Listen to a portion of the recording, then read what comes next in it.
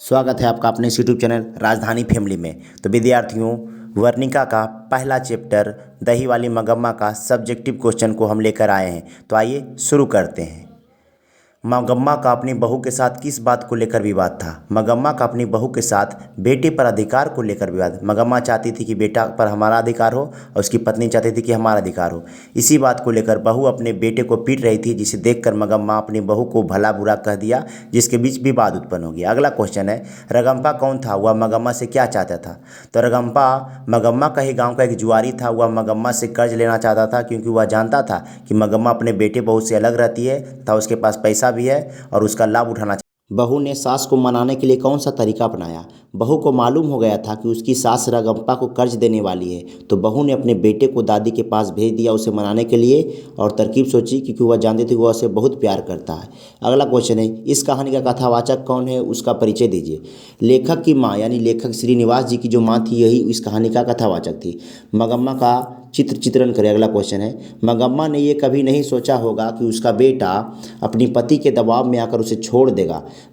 मगम्मा और उसकी बहू यह अच्छे से जानती थी कि पत्नी का श्रृंगार पति ही है।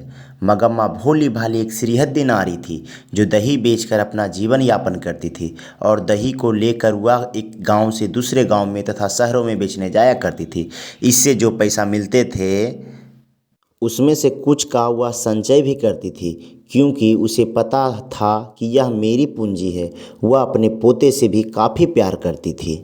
क्वेश्चन है आपका, कहानी का सारांश प्रस्तुत कीजिए। सारांश यानी जो कहानी आपने पढ़ा है उसके बारे में अपनी भाषा में अच्छे अच्छे बातें को देखिए।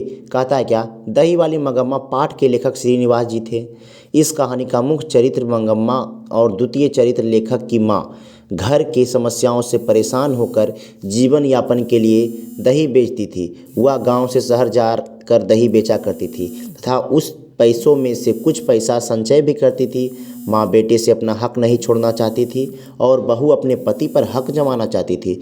इसी कारण की वजह से बहू अपने बेटे को पीटती है, जिसे देखकर मगम्मा गुस्से से अपने बहू को भला बुरा बोल देती है और उनके बीच विवाद उत्पन्न हो जाती है। अतः इस कहानी से हमें यह सीख मिलती है कि किसी भी परिस्थिति में अपने परिवार के सदस्यों से अलग नहीं रहना चाहिए तथा हमें हमेशा एक साथ मिलजुल कर रहना चाहिए। तो यही था आपका दही वाले मगम्मा का कहानी। तो विद्यार्थियों, वीडियो पसंद आया हो तो इस हमारे YouTube चैनल राजधानी फैमिली को सब्सक्राइब करें, लाइक करें, और इस वीडियो को 10th के जितने भी ग्रुप हैं या आपके दोस्त हैं उनके पास शेयर करें, ताकि वो भी इस वीडियो का लाभ ले सके। जय हिंद, जय भारत।